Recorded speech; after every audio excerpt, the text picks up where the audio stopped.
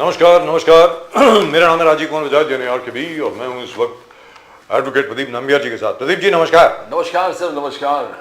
और प्रदीप जी और मैं हम दोनों नेशन नाउ पर हैं। नेशन नाउ हमेशा आपके साथ।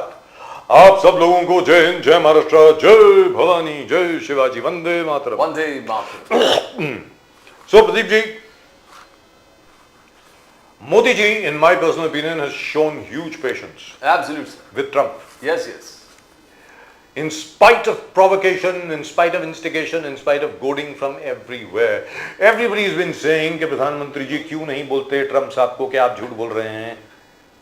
Modi ji has said nothing, and that I think has infuriated Trump. Not that it matters to him, and has infuriated the opposition. But Modi ji has kept his mouth shut.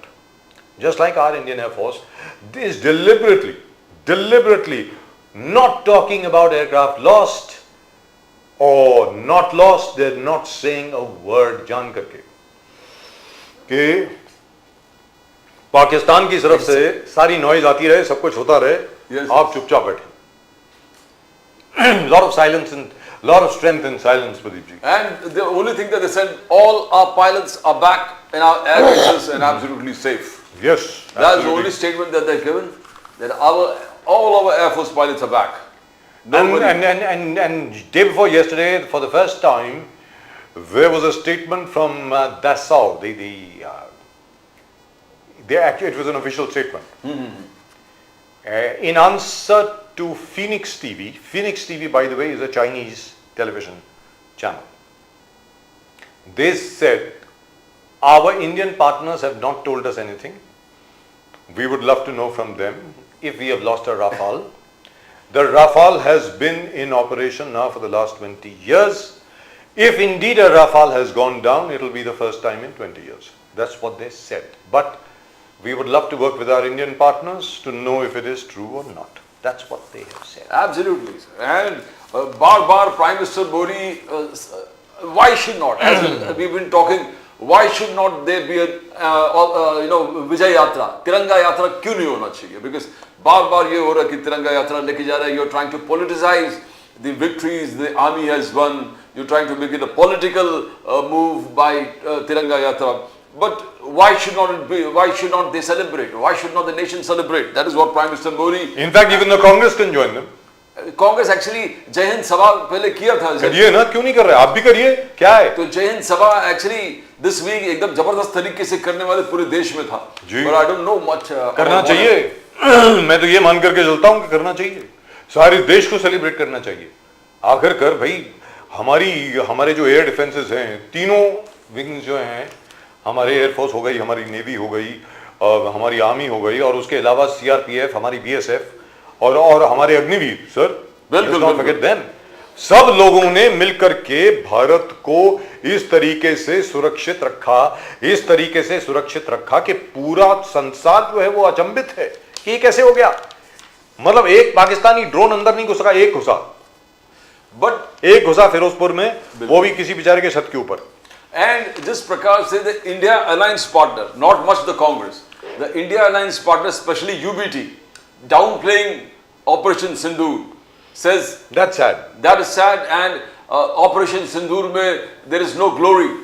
We are keeping ourselves shut because in national cause और एकता के लिए हम चुप बैठे हैं, but Amit Shah को resign करना चाहिए, अलग-अलग लोग को रिजाइन करना चाहिए। भाई जान सकते नहीं प्रदीप जी, ऑपरेशन सिंदूर अलग है और अमित शाह जी से पूछना अलग है। Exactly. Let's be very clear. Irrespective of whether or not our friends in the BJP may like it or not like it, the Home Minister needs to be questioned whether you like it or not. Yes. सीधी सादी बात है कि भाई ये पहलगाम में इतना बड़ा incident हुआ कैसे, इसका एक्सप्लेनेशन तो दो। ये हुआ क्या? We are not talking about operation Sindoor. Operation Sindoor सबका है, मानते हैं पूरे देश का है, लेकिन उसके पहले जो पहलगाम के आगे 26 लोगों की मौत हुई, कैसे हो गई? और दूसरी चीज प्रदीप जी, ये एरिया जो है ये पहले टूरिज्म के लिए बंद था, ये खोल कैसे दिया गया? लेफ्टिनेंट गवर्नर साहब आपके वहां के, लेफ्टिनेंट गवर्नर साहब की मौजूदगी में किसने खोला, किसकी परमिशन से खुला?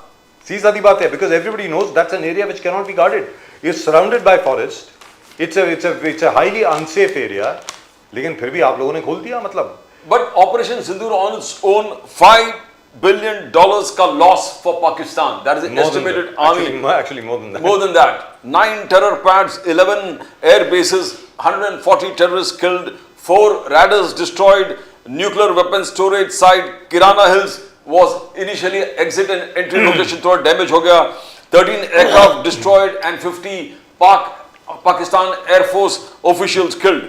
Now, cumulative जो initial estimates है around 5.1 or 4.2 billion dollars loss for Pakistan, and that's too much a loss. लेकिन प्रदीप जी इसमें सबसे बड़ी बात यह है that this operation has served as a technology demonstrator for our defense force. बिल्कुल sir. We have shown what we can do. Yes. और पाकिस्तान को ये बता दिया गया है, और पाकिस्तान ही नहीं चाइना को भी ये मैसेज गया है। और by the way, don't think the Russians are not watching us. Russian जो है आपके लंगोटिया यार नहीं है, मैं फिर बोल रहा हूं। In international relations there are no permanent friends. आज की तारीख में सिचुएशन बिल्कुल अलग है। कांग्रेस के लोग जो बोलते हैं ना, इंदिरा जी ने ये किया, इंदिरा जी ने वो किया, भाई वो स्थिति अलग थी 1971 की। We were actually at war, there was a conventional war against Pakistan. Let's be very clear, ये जो है ये अलग लड़ाई, ये अलग किस्म की लड़ाई है। और आज भी आप देखें, ट्विटर पे जाएं, मतलब जो एक्स है भी, बाकी सोशल मीडिया वगैरह पे जाएं, पाकिस्तानी अभी भी उछल रहे हैं, अभी भी वो क्या है, वो आर्टिफिशियल इंटेलिजेंस के वीडियोस बना के डाल रहे हैं। मतलब क्या, I find it very strange. Very frankly speaking, I think we should move on from here and let's talk about competing with China. बिल्कुल सर। और taking on China, I mean you need to have brave. जो मोदी जी आज dialogues मार रहे हैं, operation सिंदूर, गोली के बदले गोले। I would love to know Sameer Bhakre साहब's take on this. Yes. I think he's with us right now. बिल्कुल। समीर भाकरे साहब नमस्कार। सर नमस्कार, कैसे आप? जय हिंद सर, जय हिंद, जय हिंद, भारत माता की जय। कैसे हैं sir? How are you sir? जय हिंद भारत। और हमारे गोपाल तिवारी जी, बड़े दिनों के बाद। बहुत दिनों के बाद। गोपाल तिवारी जी जरा इधर नजर, जरा इधर इनायत करें, इधर इधर। सर थैंक यू सर, आप दोनों की बातें सुन रहा हूँ जी। और and of course our and our friend from the my own favorite party by the way, बाकी सबको बुरा लगे तो लगे, मैं तो सारी दुनिया के सामने बोलता हूँ, महाराष्ट्र नवनिर्माण सेना मेरी फेवरेट पार्टी है। राज ठाकरे साहब मेरे भाई की तरह हैं, मैं खुद मान करके चलता हूँ। और जो उन्होंने अभी तक किया है, कहाँ पे वो गलत टर्न ले लिया, या कहाँ पे उन्होंने गलत लोगों पे भरोसा कर लिया। बट वेरी फ्रैंकली स्पीकिंग, राज ठाकरे साहब अकेले वो ऐसे हैं जिन्होंने आज तक कभी विकास का हाथ नहीं छोड़ा। मैं सीधी सादी बात बोल रहा हूं। और महाराष्ट्र के लिए क्या होना चाहिए, आप राज ठाकरे साहब की महाराष्ट्र नवनिर्माण सेना की स्थापना से लेकर के आज तक बोलिए, जो ब्लूप्रिंट उन्होंने महाराष्ट्र के लिए बनाया ना, मैं सच बोल रहा हूं, आज की तारीख में अगर आज की सरकार भी उसको अडॉप्ट कर ले ना, महाराष्ट्र की कायाकल्प हो जाएगी सर। महाराष्ट्र का जो जीडीपी है, सिर्फ महाराष्ट्र का जो जीडीपी है, it will go up to $2.5-3 trillion with the next 5 years। अगर सिर्फ राज ठाकरे साहब का जो ब्लूप्रिंट है वो अडॉप्ट कर लिया जाए। योगेश खैरे साहब, वेलकम टू द शो। बहुत बहुत शुक्रिया आपका शो में आने के लिए। नमस्ते सर। नमस्कार सर, जय हिंद, जय Maharashtra, thank you very much. Gopal Tiwari ji, आपसे शुरू करता हूं।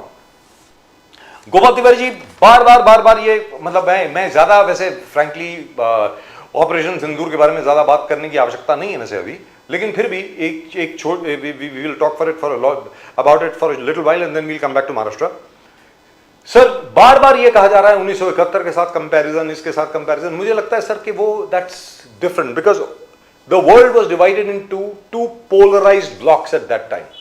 एक तरफ the Soviet bloc was there, एक तरफ the Americans were there. We of course were in the non aligned movement, लेकिन the Americans always used to think that we are part of the Soviet bloc, which we weren't, let's be very clear. लेकिन एक Indo Soviet pact हम लोगों ने sign किया था। सरदार स्वरण सिंह साहब हमारे फॉरेन मिनिस्टर हुआ करते थे, और लियोनिड ब्रेजनेव साहब उस वक्त सेक्रेटरी जनरल हुआ करते थे। He was the de facto head of the Soviet union of the USSR, और इंदिरा जी के साथ उनका बहुत अच्छा रिलेशनशिप था। तो सर, आपको लगता नहीं कि आज की तारीख में जिस प्रकार तिरंगा यात्रा चल रही है, सब कुछ यात्रा चल रही है, आप लोगों ने भी जय हिंद यात्रा शुरू करी थी, आपको लगता नहीं कि सर आपको भी सेलिब्रेट करना चाहिए कि किस प्रकार हमारी तीनों सेनाओं ने, हमारे सैनिकों ने भारत को सुरक्षित रखा? अब आप बताएं सर। अगर आपको याद होगा तो 21 मई राजू जी का जो death anniversary memorial day yes मना रहे हैं, सर, यस सर। वो एंटी टेररिज्म डे करके भारत में हम मना रहे हैं कई सालों से। जी और उसी दिन हमने 21 मई को सब जगह जय हिंद तिरंगा यात्रा निकाली। पिछले जी। डिबेट में भी प्रदीप जी ने भी कहा था कि भारत सबसे पहले तिरंगा जय हिंद यात्रा हमने चालू की। रेवंत रेड्डी जो तेलंगाना के सीएम है, उन्होंने चालू की। ये पहलगाम का जो अटैक है, उसका एक सीरियसनेस देख के कांग्रेस पार्टी ने हमारे सभी प्रवक्ताओं को कहा था कि 3-4 दिन आप कोई किसी चैनल पे डिबेट में नहीं जाएंगे, रिएक्शन नहीं जाएंगे, हम एक साथ गवर्नमेंट के साथ खड़े हैं। और दूसरी जगह कौन सा पिक्चर देख रहा था सर, मिलिट्री के ड्रेस में मोदी जी के फोटो पोस्टर लग रहे थे सर। क्या मतलब, सेना अगर प्रैक्टिकली वो सही रोल निभाते तो ठीक है। अब सेना का जो क्रेडिट है, सेना को सलाम करना चाहिए, सेना को प्रमोट करना चाहिए, सेना को इंस्पायर करना चाहिए, सेना को सैल्यूट करना चाहिए।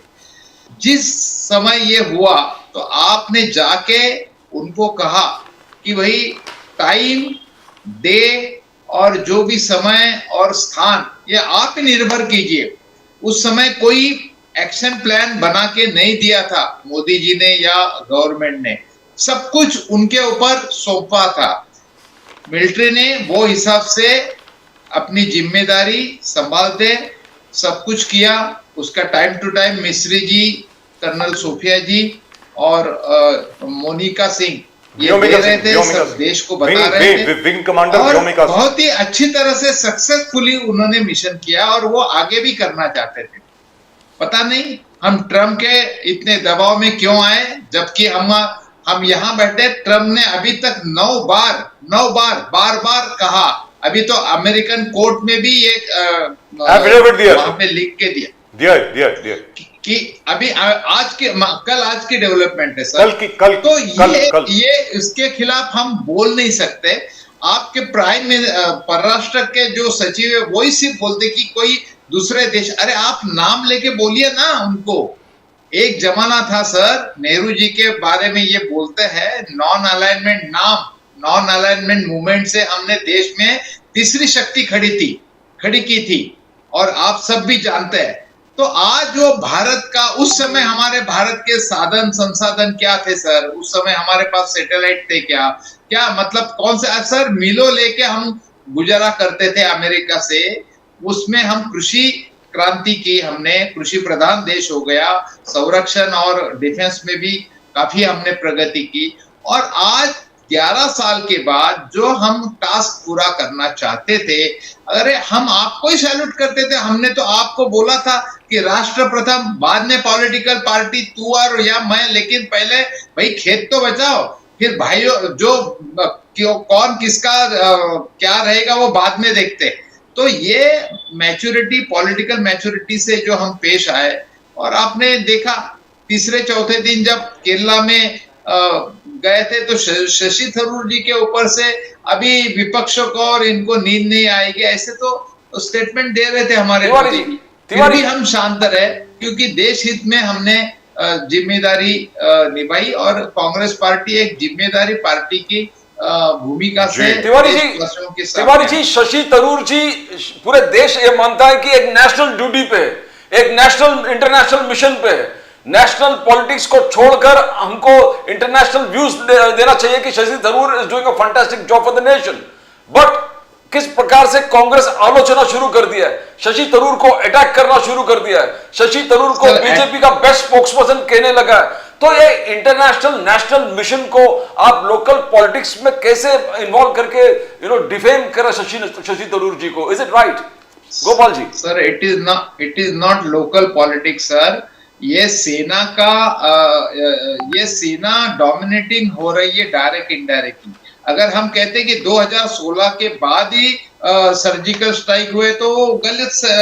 जब सेना के लोगों ने ये सब कहा है, मैं आपको बताता हूं।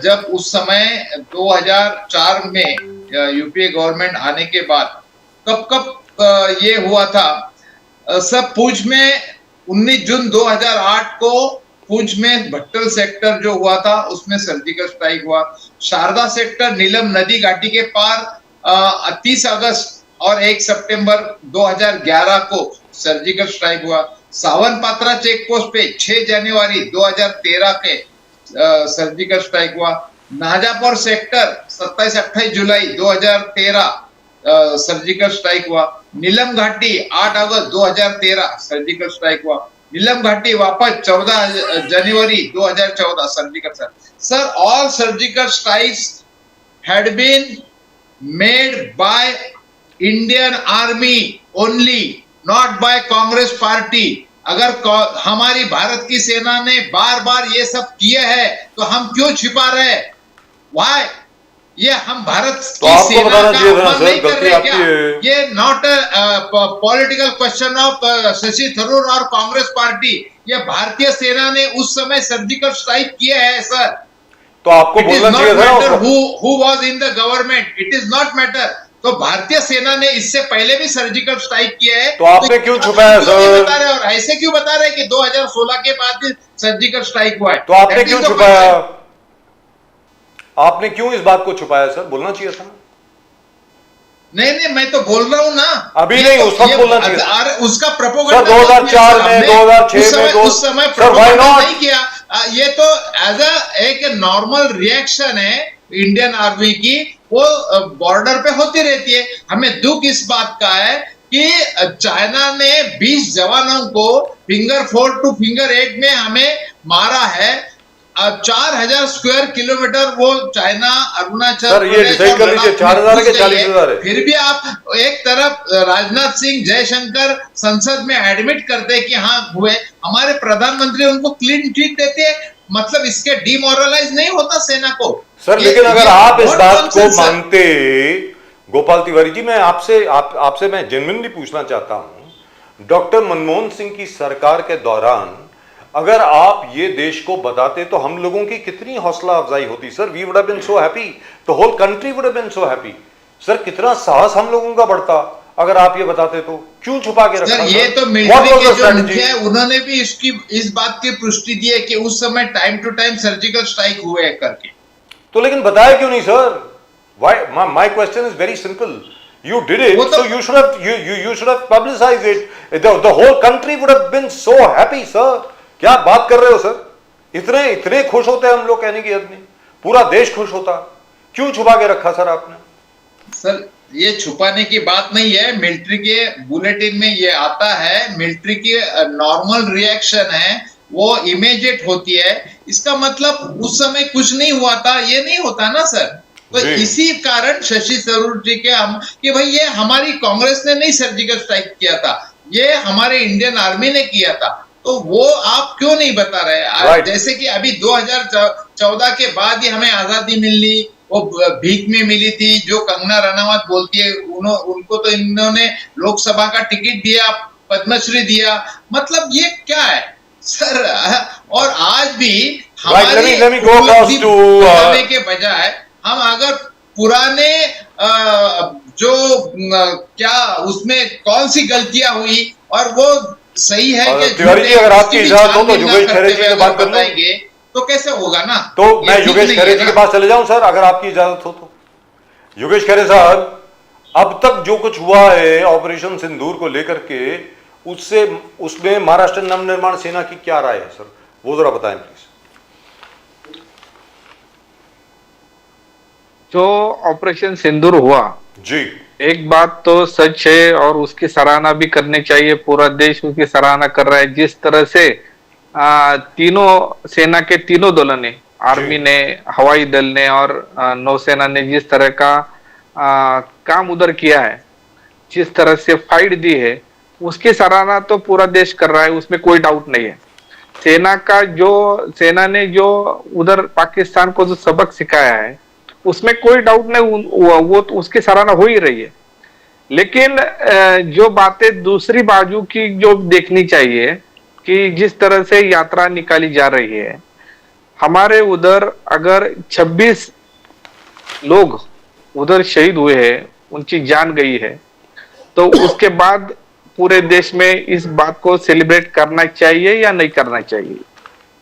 तो हमारी राय है कि अभी वो सेलिब्रेट न करते तो अच्छा होता, क्योंकि 26 लोग हमारे उसमें गए हैं। दूसरी बात इसमें कि जो अभी भी जो प्रश्न सामने आ रहे हैं, जिसकी जवाब अभी भी नहीं मिल रहे हैं, कि वो जो एरिया था उधर जो घटना हुई, जी तो वो रोकी जा सकती थी या नहीं जा सकती थी? तो उसमें कोई फेल्योर था, क्या फेल्योर हो गया, इसकी जिम्मेदारी किसकी है, ये भी सवाल है। तीसरी बात ये है कि अगर जिस तरह से ये घटनाएं हुई है, तो ऑपरेशन सिंदूर जो हुआ उसके बाद, लेकिन जिन आतंकवादियों ने ये गलत काम किया है, तो हम सेलिब्रेट किस बात की कर रहे हैं? जो आतंकवादियों ने 26 लोगों को मारा, वो आतंकवादी है किधर? उनको तो अभी पकड़ा नहीं गया है। तो हम किस बात का सेलिब्रेशन कर रहे हैं? तो ये तो सवाल जो बहुत से सवाल इसमें है, तो इन सवालों का जवाब भी मिलना चाहिए ना सेलिब्रेट करते समय। जी दुरुस्त बात। तो खैरत साहब, बात यह है कि इंडिया अलायंस के पार्टनर यूबीटी संजय राउत ने कहा कि operation Sindoor was a failure. Operation Sindoor को फेलियर बता दिया, जहां हमारे आर्मी जनरल्स ने जिस प्रकार से प्रेस कॉन्फ्रेंस के माध्यम से 9 terror pads gone, 11 airbases gone, 140 आतंकवाद मारे गए, 4 राडार डिस्ट्रॉय किया, न्यूक्लियर वेपन स्टोरेज साइट को डिस्ट्रॉय किया, 13 एयरक्राफ्ट। तो ये जब गिनती अलॉन्ग विद फोटोग्राफ्स, जो सैटेलाइट इमेजेस, तो किस प्रकार से आप मींस जैसे यूबीटी कहते हैं कि operation Sindoor was a failure, क्या आप इसमें सहमत है कि टोटल फेलियर था?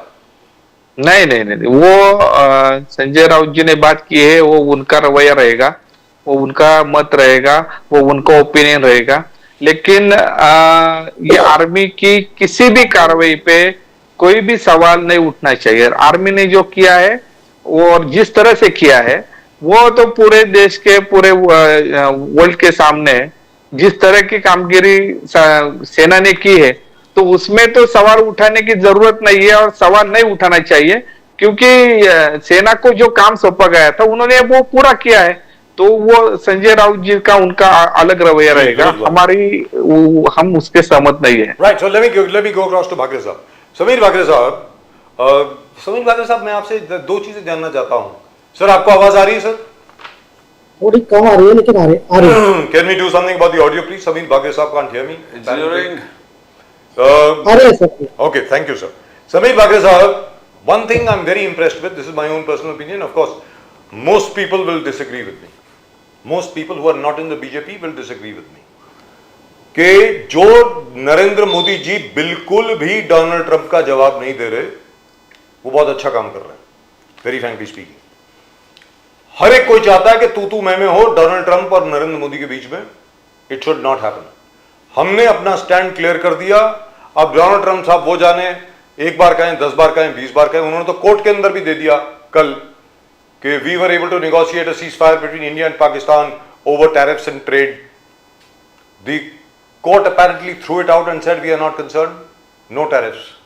Now, and the court in fact said that that is not within the purview of the powers of the President of the United States of America. He has to go back to Congress. But I'm very impressed with the kind of patience which has been shown by the Modi administration, which is fantastic. The other thing also which is really and truly working very well is the manner in which our delegations have gone everywhere. जैसे हमारे असदुद्दीन ओवैसी साहब हैं, अभी वो Bahrain में थे, फिर वो कुवैत में थे, और उसके अलावा लोग मॉस्को में थे, पेरिस में थे, एम्स्टरडैम भी गए हैं, और the one led by Shashi Tharoor साहब was in Washington, then they went to Guyana, then they went to Panama. Really and truly very, very, very good work. Now my point, sir, is this. Pakistan तो बाज आने वाला है नहीं, let's be very clear sir. आपको भी मालूम है, सबको मालूम है, आप कुछ भी कर लीजिए। सबसे बड़ी बात क्योंकि यह है कि पाकिस्तान जो है, पूरा देश जो है वो गिरवी है, वो गिरवी है चाइना को। Pakistan does not have any money of their own, so they will do exactly what the Chinese tell them to do right now. और जैसे जैसे भारत की अर्थव्यवस्था बढ़ेगी, जैसे जैसे भारत की आर्थिक शक्ति बढ़ेगी, वैसे वैसे आपको भी मालूम है सर, चाइना की हालत खराब होने वाली है। Look at China, their entire rail network has collapsed. जो नया नेशनल रेल नेटवर्क उन्होंने बनाया था sir, those huge trains, those fantastic trains which were traveling at 210 kilometers per hour, etc., there are no takers for them. Less than 20% capacity right now. Chinese real estate has collapsed, and the Chinese economy is going kaput. इसका मतलब यह है कि हम लोगों पे ज्यादा pressure आने वाला है सर। अब समीर भाकरे साहब आप बताएं, इसका विश्लेषण करें कि भारत सरकार को अब आगे क्या करना चाहिए, क्योंकि असली दुश्मन तो चाइना है सर, असली दुश्मन पाकिस्तान नहीं है। Pakistan is a pimp. I mean they are here today, gone tomorrow. You know it, everybody knows it. अब आप बताएं सर नमस्कार। नमस्कार। सर पहले तो मैं ये बोलना चाहूँगा, मैं कांग्रेस के मेरे वरिष्ठ साथी जो है वो ये बता रहे थे कि कांग्रेस की रेजिम में कितने बार सर्जिकल स्ट्राइक हुए जी। तो मैं उनको बताना चाहता हूं कि 9 अप्रैल 2018 को एक आरटीआई के जवाब में भारतीय सेना के जो डीजीएमओ है उन्होंने ये जवाब दिया था कि 2004 से 2014 के बीच में कोई भी सर्जिकल स्ट्राइक नहीं हुए। इसका सर प्रमाण मेरे पास है, मैं आपको शेयर कर सकता हूँ। तो पहली तो बात यह है कि सर्जिकल स्ट्राइक जो सरकार ने किए थे 2016 में पहली बार, वो सर्जिकल स्ट्राइक हमारे डिफेंस फोर्सेस ने की है, और ये हमारा बयान नहीं है, ये डीजीएमओ की तरफ से आरटीआई के रिप्लाई में आया हुआ बयान है। सेकंड थिंग जो है, जो शशि थरूर जी और हमारे जो ओवैसी साहब है डेलीगेशन, ये बहुत बढ़िया काम कर रहे हैं, बिकॉज वो एक देश का प्रतिनिधित्व कर रहे हैं और वो देश के हित में जो है वो बोल रहे हैं। अब मुझे ऐसा देखना है कि सर कांग्रेस पार्टी में हमेशा जो होता है कि जो गांधी परिवार को जो थ्रेट आती है कोई लीडरशिप से, या कोई लीडर टैलेंटेड होता है जो इनके जो गांधी परिवार के इर्द गिर्द जो कोटरी है उसको खतरा लगता है कि कहीं अपनी जगह खतरे में ना आए, इसलिए शशि थरूर जी पे अटैक हो रहे हैं।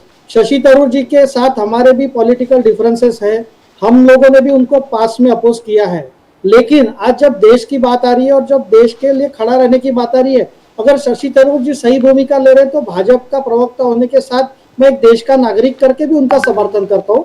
मुझे समझ में नहीं आ रहा कि कांग्रेस पार्टी को क्यों तकलीफ हो रही है कि शशि थरूर जी देश का पक्ष अच्छी तरीके से रख रहे हैं। दूसरी बात, मेरे मनसे के साथी ने बोला कि हाँ ऑपरेशन सिंदूर बहुत बढ़िया तरीके से हुआ, लेकिन with all due respect to आदरणीय राज ठाकरे साहब, मैं भी उनको बहुत अच्छे से सुनता हूँ और बहुत रिस्पेक्ट करता हूँ, लेकिन जो उनकी पहली प्रतिक्रिया थी कि क्या आतंकवाद के जवाब में युद्ध करना चाहिए, तो ऑपरेशन सिंदूर कोई युद्ध नहीं था, operation Sindoor was a precision driven strike. तो मैं राज साहब के सम्मान करते हुए उनसे पूछना चाहूंगा कि राज साहब ने जो बोला पहले की प्रतिक्रिया की ऑपरेशन सिंदूर और war is not good as a reaction to the terrorism, so ये दो बातें मैं पहले सर क्लैरिफाई करना चाहूंगा। तीसरी बात ऐसी है कि आज चाइना की इकोनॉमी एक तरफ नीचे जा रही है और हिंदुस्तान की इकोनॉमी ऊपर आ रही है। अब मुझे बताइए, एप्पल जैसी दुनिया की मोस्ट वैल्यूएबल कंपनी है, एनवीडिया और एप्पल दुनिया के टॉप 2 में आते हैं sir in terms of revenues, profits और मार्केट कैपिटलाइजेशन। तो ये कंपनी का अगर मैन्युफैक्चरिंग पूरा 100% इंडिया में शिफ्ट हो रहा है आईफोन का, तो मुझे आज चाइना इनसिक्योर नहीं हो रहा है, डोनाल्ड ट्रंप साहब भी इनसिक्योर हो गए। उन्होंने एप्पल के सीईओ को ओपन फोरम से धमकी दी कि अगर आप इंडिया में बनाओगे तो हम लोग आप पे टैरिफ लगाएंगे, लेकिन उसके जवाब में टिम कुक साहब ने वापस बोला कि still we will make in India because that will be still good for our company. So आज मुझे ऐसा लगता है कि सर राइजिंग पावर इंडिया है, सो जो एस्टेब्लिश मुल्क थे उनको इनसिक्योरिटी फील होना वाजिब है। दूसरी बात, जो चाइनीज पॉलिटिकल सिस्टम है या चाइना की जो मिलिट्री पावर है, ये कम्युनिस्ट पार्टी के कारण एक डेमोक्रेसी नहीं है सर। सो आप देखेंगे कि जो उनके घोस्ट सिटीज रेडी हुए हैं, जो उनकी बुलेट ट्रेन्स है, तो सरकार जो चाहती है वो करना चाह रही है, तो जनता क्या चाहती है, तो कभी जनता को तो अपना मौका ही नहीं मिलता ना बताने का कि हम लोग क्या चाहते हैं, because there are no election, there is no democracy. India is a thriving democracy, all the opposition parties and the ruling party may have differences, but we are respecting democracy, every party is respecting. So आज लोगों को अगर कोई चीज पसंद नहीं आती तो यहाँ सरकार को पॉलिसी चेंज करनी पड़ती है। तो ये मेरा कहना है कि चाइना के साथ यूएस को भी भारत जो राइजिंग पावर है sir, I will say with lot of with lot of respect to both these countries that we are still way behind them। हम ऐसा नहीं बोल रहे कि हम लोग चाइना के इमीडिएट कॉम्पिटिटर हो गए या यूएस के इमीडिएट कॉम्पिटिटर हो गए, लेकिन जिस तरीके से हमारी ग्रोथ हो रही है और जो हमारा पाथ क्लियर है, so will be definitely a big Sumeet Bagre sahab, can I interrupt you? Two countries. Can I interrupt you? I have to say two things. Very important. Yogesh Khare साहब आप भी सुने और गोपाल तिवारी जी आप भी सुने जरा प्लीज। Very very important. ये मैं पहले भी बोल चुका हूं शो में। Sir, according to an estimate given by the auditors of Apple, not by me, Apple auditors, Trump sahab ने कहा कि मैं 25% टैरिफ लगाऊंगा अगर हिंदुस्तान में तुम मैन्युफैक्चर करोगे एप्पल फोन्स को, 25% टैरिफ। सर आपको मालूम है 25% टैरिफ लगाने के बाद भी जो एप्पल फोन हिंदुस्तान में मैन्युफैक्चर होगा, एक एक एप्पल फोन के ऊपर, जो नया एप्पल फोन उनका आने वाला है, एप्पल 17, 16 आए और न जाने और जितने भी, एक एक एप्पल फोन के ऊपर, एक पीस के ऊपर sir, Apple is going to earn $450. $450 per phone. This is from Apple, by the way. It's in the public domain. You can check it out. After 25% tariff.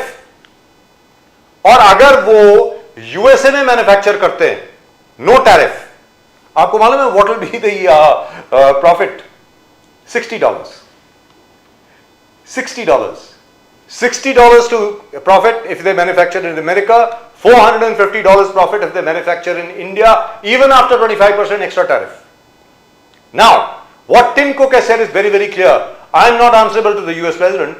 I am answerable to my shareholders. My shareholders want me to manufacture in India, I'll manufacture in India. Which is why Foxconn is also coming here. Everybody else is also coming here. Very shortly, sir, you will see, and this is something which is in the public domain, anybody can go and check it. So, do you know Ford Motor Company? They are the ones who made Detroit, by the way. Detroit, Ford, the Model T, that's the car which made America, now is coming to India. And from whatever I have heard, Bagre Sahab, you will be glad to know, in all likelihood, the manufacturing will be somewhere near Pune, where Gopal Tiwari Sahab lives. So, congratulations once again. Yes. Bagre Sahab, would you like to say something? Please, Sir, I would like to say that since the government of India has devised PLI की जो schemes है और जो production link incentive की scheme है, इसके कारण हिंदुस्तान एक मैन्युफैक्चरिंग पूरा हब होने जा रहा है, be it semiconductor industry, be it Apple phones और बीट अदर इलेक्ट्रॉनिक्स। और सर मैं आपको और एक खुशी की बात बताना चाहता हूं कि महाराष्ट्र में आज के डेट में जो फिगर्स रिलीज हुए हैं 2024-25 में देश की जो FDI है उसका 40% हिस्सा महाराष्ट्र में आया सर। It is 1,64,875 crore. जी। is the Number one. increase of 32% over the past year.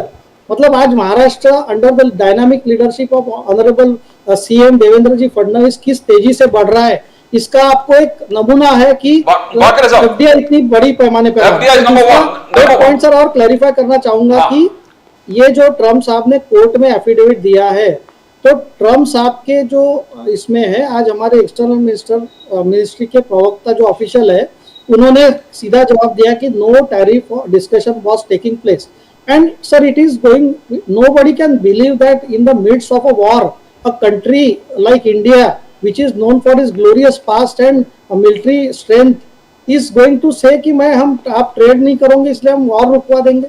So this is kind of the most rubbish arguments I have ever heard. And Mr. Trump was running the country as a sole proprietorship firm. जब आए मैं भैया इस पे 50% लगा दूंगा उस पर, ये आपकी कंट्री है, you are the leader, you are not the sole proprietor of the country. Bakre साहब, जननायक, the Congress calls Rahul Gandhi जी जननायक। जननायक एक महीने में 2 विजिट किया है जम्मू एंड कश्मीर में, पूंछ में विजिट किया है। पूंछ में विजिट करने के बाद वहां के हालात देखकर जननायक ने लेटर लिखा है प्राइम मिनिस्टर मोदी को, immediate relief, rehabilitation and compensation to the people who have been affected in cross-border attacks, firing. Now they're comparing Modi ji and Rahul Gandhi. Rahul Gandhi ji 2 बार गए, जननायक 2 बार गए, मोदी जी तभी केरला में गए, जैसे गोपाल तिवारी जी थे केरला में गए, बॉलीवुड पर्सनालिटी से मिला था, अलग अलग। तो जैसे जननायक is more connected to the people, Modi ji is playing politics, as Mamata Banerjee today said, using bloodshed for votes. That is what Prime Minister Modi is doing. Sameer Bakre साहब। सर मुझे ऐसा लगता है कि आपको याद होगा कि पहलगाम हमला जब हुआ था उसी रात को हमारे आदरणीय गृह मंत्री जी अमित शाह जी तुरंत पहलगाम गए, पीड़ित परिवारों से मिले, वहां पर स्थिति का जायजा लिया दूसरा, जब ऑपरेशन सिंदूर होने के बाद तुरंत में राजनाथ सिंह जी भी वहां गए हुए, हर बेस पे गए हैं, हर जगह गए हैं, और आदरणीय प्रधानमंत्री जी मोदी जी भी एयर बेस पे गए। तो मेरा ऐसा कहना है कि राहुल गांधी अगर वहां जाते हैं तो हमें कोई उसमें दिक्कत नहीं है, वो जाए, वो लीडर ऑफ अपोजिशन है, उसका हक बनता है। तो मेरा ऐसा कहना है कि बीजेपी और जो सरकार है, हमारी भारत की सरकार है, वो हर लोगों का ख्याल रखने में सक्षम है। लेकिन और सर, उन एक लोगों चीज का तो जो बाकी साहब बॉर्डर आपने एरियाज जवाब है, नहीं आज दिया मुझे सर। बताइए कि 370 हटने के सर, बाद उसका तो जवाब दे दे रहे हैं। 2 करोड़ के करीब टूरिस्ट सर वहां पहुंचे, इसीलिए तो वहां समृद्धि आ रही है ना। सो वहां की जनता की समृद्धि के लिए कंसर्न सबसे ज्यादा भारतीय जनता पार्टी है। सर, बाकी साहब, 370 हटाने के लिए मैं कांग्रेस ने अपोज किया था। तो जो भी लेकिन- बॉर्डर एरियाज के मसले में सर, तो सर, कोई ये नुकसान agree हुआ है, with government is definitely will provide the relief. by the way, one more good news for everybody. सो ऐसा नहीं है कि कोई कांग्रेस पार्टी के जो लीडर है राहुल गांधी, इनके लेटर लिखने से कोई कार्रवाई one more होती good है। news. ये हमारी कार्रवाई पहले से चालू है सर। सर, एक और अच्छी खबर दे दूं सबको। Sir, tourism has picked up again in Jammu and Kashmir. Tourist bookings have started again. और तो और छोड़िए सर, गोपाल तिवारी जी, आपको सुन के बड़ी खुशी होगी, आपको भी योगेश खैरे साहब, कि बॉलीवुड की जो बुकिंग थी, जो कैंसिल हो गई थी, सब वापस they book them again in Jammu and Kashmir. हर एक को क्या लग रहा है, वेरी फ्रेंकली कैलकुलेशन क्या है कि अभी अभी ऑपरेशन सिंदूर हुआ है ना, तो 1 साल के लिए तो सेफ्टी है, कुछ नहीं होने वाला। तो इसलिए everybody is going over there, that is number 1। लेकिन बाकी साहब चलते चलते इसके पहले कि मैं गोपाल तिवारी जी के पास जाऊं वापस, और उसके बाद अपने खैरे साहब के पास भी, दोनों तिवारी जी, खैरे साहब और मैंने और प्रदीप जी ने भी ये सवाल पूछा था सर, कि ये कब मालूम पड़ेगा कि सिक्योरिटी लैप्सेस क्या क्या हुए थे sir, as far as Pahalgam के आगे। सर, 26 लोग मर गए हैं सर वहां पे, किसके खिलाफ एक्शन लिया गया है, कौन से जो पुलिसकर्मी है उनके खिलाफ एक्शन लिया गया है, इंटेलिजेंस फेलियर कहां पर हुआ, और क्या वास्तविकता में इंटेलिजेंस फेलियर था? क्या हमारी इंटेलिजेंस ने पहले बता दिया था कि यहां पे कुछ होने वाला है, भैया जरा ध्यान से रहो? And who were the people who actually opened that area without the verification from intelligence? क्योंकि पहले वहां पे नहीं जाते थे सर, ये अभी अभी खुला है पहलगाम के आगे जो इलाका है जहां पर अटैक हुआ है। बाकी साहब प्लीज। सर, मेरा ऐसा कहना है, पहलगाम जो हमला हुआ जिसमें हमारे निष्पाप लोगों की जान गई, उसमें सर, थोड़ा जोर से बोलिए सर, आपकी आवाज बड़ी दबी हुई आ रही है। और जो भी उसके लिए सिस्टम्स में खामियां पाई जाएंगी, जो भी दोषी लोग पाए जाएंगे, उनके खिलाफ सख्त से सख्त कार्रवाई होगी। और ये ऐसा है कि सर, हम लोगों ने तो पहले दिन बोला था कि ये सिक्योरिटी का जो एक ये हुआ है, उसके कारण सभी लोग डिस्टर्ब है। तो मेरा ऐसा कहना है कि सर, 1000 हमले हमारे सुरक्षा बल कामयाब होते हैं नाकाम करने में, लेकिन एक आधा हमला हो गया है, और जिसके लिए ये भी हमारे को एक्सेप्टेबल नहीं है, क्योंकि हमारे निर्दोष लोगों की जान गई है। तो हमेशा भारतीय जनता पार्टी और government of India is accountable for that, and we will reply at the right time after the inquiry is completed. So मुझे ऐसा कहना है कि आप निश्चिंत रहिए, जो पहलगाम लोगों के निष्पाप जान गई है, उसके बारे में पूरा खुलासा सरकार उचित वक्त पे करेगी। Gopal Tiwari ji, prime minister Modi while upholding जबरदस्त विक्ट्री ऑपरेशन सिंदूर, उन्होंने कहा the partition and Sardar Patel का अगर एडवाइस ले लिया होता तभी के प्राइम मिनिस्टर पंडित नेहरू जी ने, तो आज ये हालत नहीं होता कि आज हम क्रॉस बॉर्डर टेररिज्म को बार बार 3 जंग लड़ चुके।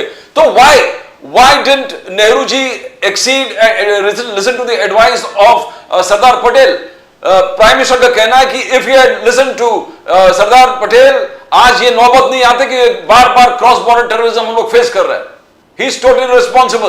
गोपाल तिवारी जी। सर, ये सरासर झूठ है। उसके बारे में इंडियन कांग्रेस ने ट्वीट पे भी कुछ आज उसके रेफरेंस दिए हैं। मैं यही बताना चाहता हूं कि उस समय हमारे लॉर्ड माउंटबेटन के जो एडवाइजर थे वीके मेनन, उन्होंने एक किताब लिखी है सर। उस समय गांधी जी और नेहरू जी दोनों चाहते थे कि कश्मीर भारत में आए, और जब कश्मीर का 47 में हम आजादी जब मिली, तो उस समय अपने राजा हरि सिंह जो आए थे, वो हमें मदद करो ये बहाने आए थे कि भाई कश्मीरी हम पे आए। तो उसी समय पंडित नेहरू जी की वजह से आज कश्मीर भारत के पास है। अगर ये मैं बोलता हूं तो उसका ये अतिशयोक्ति नहीं होगी, क्योंकि उस समय जो वीपी मेनन ने उन्होंने बुक में लिखा है, मैं दो बुक्स हैं उनकी, कौन सी वाली? थोड़ी देर से मैं डालता हूं उस पे। उन्होंने उस समय कहा था कि मैंने पटेल जी से बात की है और वो अगर वो पाकिस्तान में जाएगा तो पटेल जी का उसमें कोई कहना नहीं है, ये भूमिका थी पटेल जी की और यूर काइंड इंफॉर्मेशन। और ये जो बातें हैं उस समय ये अगर बाद में यूनो के पास गया तो श्यामा प्रसाद मुखर्जी भी थे हमारे उस समय, नेहरू जी के मंत्रिमंडल में डॉक्टर अंबेडकर थे और उस समय ये मसला यूनो में गया था कि उसके बारे में तो ये सब बातें तो ये बेसलेस है, टोटली फॉल्स। और गोपाल तिवारी जी, छोटी सी बात आपके सामने, आप ही की बात रखने जा रहा हूं, आप चेक कर सकते हैं। I will send that letter to you, I will share it with you. There is a letter from Sardar Patel साहब। जब तक हैदराबाद और जूनागढ़ का भी मसला पूरा सेटल नहीं हुआ था, जिन्ना साहब ने ये बोला था, हैदराबाद के लिए इंसिस्ट कर रहे थे, सरदार पटेल ने जिन्ना को ये ऑफर दिया था, कश्मीर के लिए नहीं इंसिस्ट कर रहे थे। You forget about Hyderabad, I'll forget about Kashmir. This is what Patel had told Jinnah. It is in writing, sir. But Jinnah did not listen to Patel, and as soon as Jinnah sent raiders into Kashmir, that's when Sardar Patel changed, and he said, अब तो हम कश्मीर का 1 inch भी नहीं देंगे भाई। Earlier, sir उसमें Sardar Patel was willing to negotiate Kashmir पहले। Let's be very clear on that. Sir पूरा सच बोलना चाहिए, मैं ये मान करके चलता हूं क्या कि जब आधा सच बोलते हैं तो लोग पकड़े जाते हैं, and that is true for the BJP, that is true for the Congress. However, it is also true, sir, that when Major General Cariappa wanted to pursue all the raiders who had come in from Pakistan, Pakistan की तरफ से जो पहले कबैली और Pakistani army आई थी, major general Thimayya, not Cariappa, Cariappa was his commanding officer, Lieutenant General Cariappa, later on to be general, and our field marshal. Thimaia was told not to go forward by Pandit Nehru. On that there is no doubt, sir. Let's be very clear on that. जो है सो है, sir सच बोलिए ना, because Pandit Nehru did not want any more bloodshed. Sir 1947 का उन्होंने नरसंहार देखा, उसके बाद उन्होंने कहा और कितना खून बहाएंगे यार, सीधी बात है sir. Let's be very clear. Tiwari ji आगे जाके बीजेपी आलोचना कर रहा है, कांग्रेस ने जिस प्रकार से राहुल गांधी जी ने मोदी जी के मेक इन इंडिया स्कीम्स का मजाक उड़ाया था कि मेक इन इंडिया फेलियर है, टोटल फेल हुआ, आज हमारे इंडियन डिफेंस सिस्टम ने देश को बचा दिया। दूसरा उन्होंने कहा कि राहुल जी चाइनीज ड्रोन्स को बहुत तारीफ करते, चाइनीज ड्रोन ऐसा है, चाइनीज ड्रोन वैसा है। आज एक भी चाइनीज ड्रोन को बॉर्डर टेरिटरी बॉर्डर क्रॉस नहीं कर पाया। और तीसरा जो बार बार अग्निवीर का आप आलोचना कर रहे थे, अग्निवीर बीजेपी का कहना कि 3000 अग्निवीर ने हमारे डिफेंस सिस्टम्स को इस प्रकार से सेफगार्ड किया, it was great and very congratulatory. How do you want to see this charges that Rahul Gandhi ji has been proved wrong on all these 3 charges? Gopal Tiwari जी।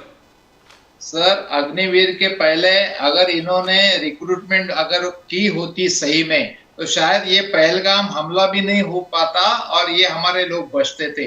तो हमारे लैक ऑफ सिक्योरिटी और जो हमारे सोल्जरों की कमी है, ये खर्चा बचाना चाहते थे। 10-11 साल में कितने रिक्रूटमेंट की इन्होंने सेना में, बताइए ना।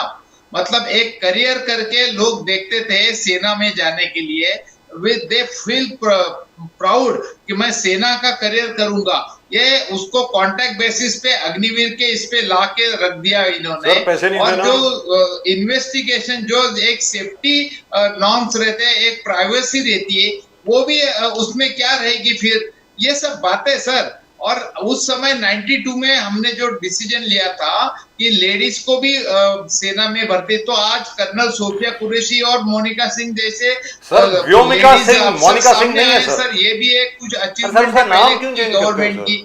और ये सब बातें हैं। और उस समय अभी जो राजीव जी कहते थे उसमें और एक मैं ऐड करना चाहता हूँ कि उस समय सरदार पटेल और इनका माउंटबेटन का ये कहना था कि भी कश्मीर जो है वो बहुल मुस्लिम राज्य है, उसमें हालांकि राजा जो है राजा हरि सिंह हिंदू है, फिर भी वो नहीं आएंगे। लेकिन उस समय फारूक अब्दुल्ला की जो दोस्ती थी वो शेख अब्दुल्ला कश्मीर अपने पास आने में हरि सिंह के पास फारूक अब्दुल्ला की भी शेख अब्दुल्ला सर, फारूक अब्दुल्ला के पिताजी शेख अब्दुल्ला शेख अब्दुल्ला, जी। शेख अब्दुल्ला का भी एक जो दोस्ती थी वो भी काम आई है। बहुत तो काम ये आई, सर। सब उस समय Absolutely अगर true। हमारी क्या ताकत थी सर 47, उसमें कोई दो राय नहीं। 48 में।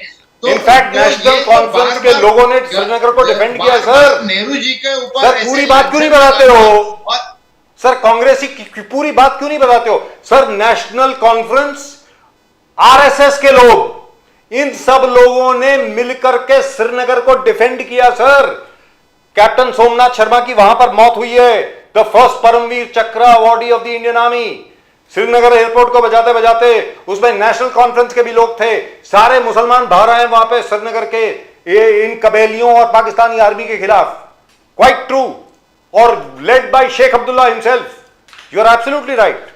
जी प्रदीप जी, आपको पूछना चाह रहे थे। आई विल आवर खैरे साहब, Modi ji and the whole nation is celebrating कि हम लोग 4th लार्जेस्ट इकोनॉमी हैं, 4th लार्जेस्ट इकोनॉमी, और मगर ऑपोजिशन जिस प्रकार से क्रिटिसाइज कर रहे हैं, उन्होंने कहा कि ये जो पूरे फैमिली ने सुसाइड किया पंचकुला में, जो प्रवीण मित्तल के फैमिली है जो पंचकुला हरियाणा में सुसाइड किया फाइनेंशियल स्ट्रेस से, ये पूरे देश का हाल है। वो प्रवीण मित्तल का अकेला फैमिली नहीं है, पूरे देश में जिस प्रकार से लोग सुसाइड कमिट रहे बिकॉज ऑफ फाइनेंशियल स्ट्रेस, ये एक इंडिकेटर है, ये पैरामीटर है, अनएम्प्लॉयमेंट पैरामीटर है, पर कैपिटा इनकम पैरामीटर है।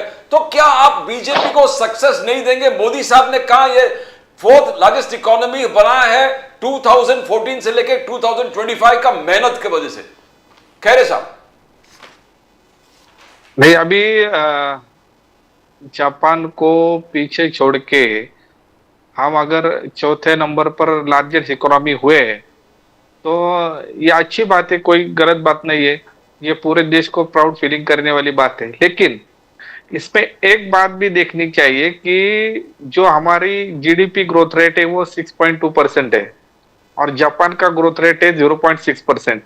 तो ये तो हम तो जापान को पीछे छोड़ने ही वाले थे कि उनकी इकोनॉमी अभी जिस रेट से बढ़ रही है और हमारा जो रेट है उसका अगर उसकी कंपैरिजन हो जाए तो हम आगे ही जाने वाले थे।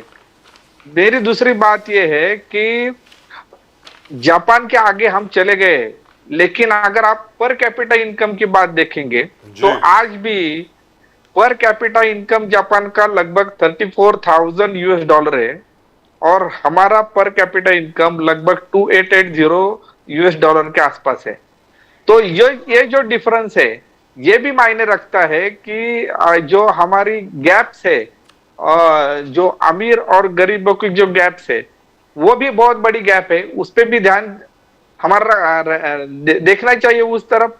तो अभी भी हमारा जो जीडीपी है वो जीडीपी 62% जीडीपी जो है वो 5% जो टॉप के है उनके पास है, और जो बचा हुआ जो 38% जीडीपी है वो 95% लोगों के पास है।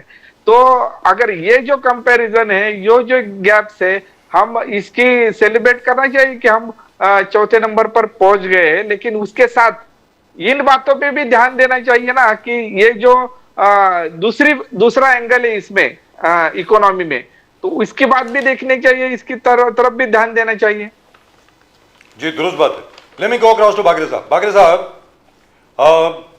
Coming back to Maharashtra, sir in Maharashtra I agree with you that there are lots and new schemes which have been launched. आज ही फॉर एग्जांपल देवेंद्र फडणवीस साहब ने he has okayed a Dharavi transformation plan of about 2 lakh crore. उसके अलावा इरिगेशन प्लान एक बहुत बड़ी है जो आने वाली है जल निधि को लेकर के, स्पेशली वाटर को लेकर के। और तीसरी चीज़ है सर जिसके ऊपर अभी ज़्यादा बात नहीं हो रही है, I would like your attention, I would like to draw your attention to that, और मैं चाहूँगा कि बाकी सब लोग भी इसमें अपनी ज़रा राय दें। सर क्या है कि वेदर पैटर्न्स हैव चेंज्ड। आप देखिए ना, कब बारिश हो रही है, कब सूखा पड़ रहा है, कब बाढ़ आ रही है, कई जगह पे ड्राउट है, कई जगह पे फ्लड है। तो cropping patterns have to be looked at very very closely sir, otherwise we are facing disaster. Don't you think the government should now look at that, sir? Bakre sir? Sir, I agree with you 100%, and in that direction only our honorable agriculture minister Shivraj Singh ji Chouhan central government के जो है वो पूरे India में एक बड़ा initiative लेके आ रहे हैं। वहाँ उनकी शुरुआत नागपुर में हुई थी, few days back he was in Nagpur and it was a focused discussion on agriculture itself. Today also Honorable Devendra ji has also said, so the government is aware and seized with the changing weather pattern and it will be definitely agriculture policy और जो भी interventions करने होंगे हमारी सरकार निश्चित रूप से करेगी। तो मेरा ऐसा कहना है कि एग्रीकल्चर हो, मैन्युफैक्चरिंग हो, चाहे देश की सुरक्षा हो, तो हर क्षेत्र में भाजपा की जो सरकार है वो चाहे केंद्र की सरकार हो चाहे राज्य की सरकार हो, इट इज प्रोएक्टिव। ऐसा नहीं है कि कोई हम लोग कोई पॉलिसी डिसाइड कर रहे हैं और वो इम्प्लीमेंट कर रहे हैं, लेकिन हम लोग जनता के बीच में है और हमको फीडबैक भी लेते हैं, इंटरनेशनल बेस्ट प्रैक्टिसेस क्या चालू है, बाकी राज्यों में क्या बेस्ट प्रैक्टिसेस चालू है, ये सब देखते हुए sir we are formulating the policy and I am very happy that a leader like Devendra ji is there at the helm of affairs in Maharashtra.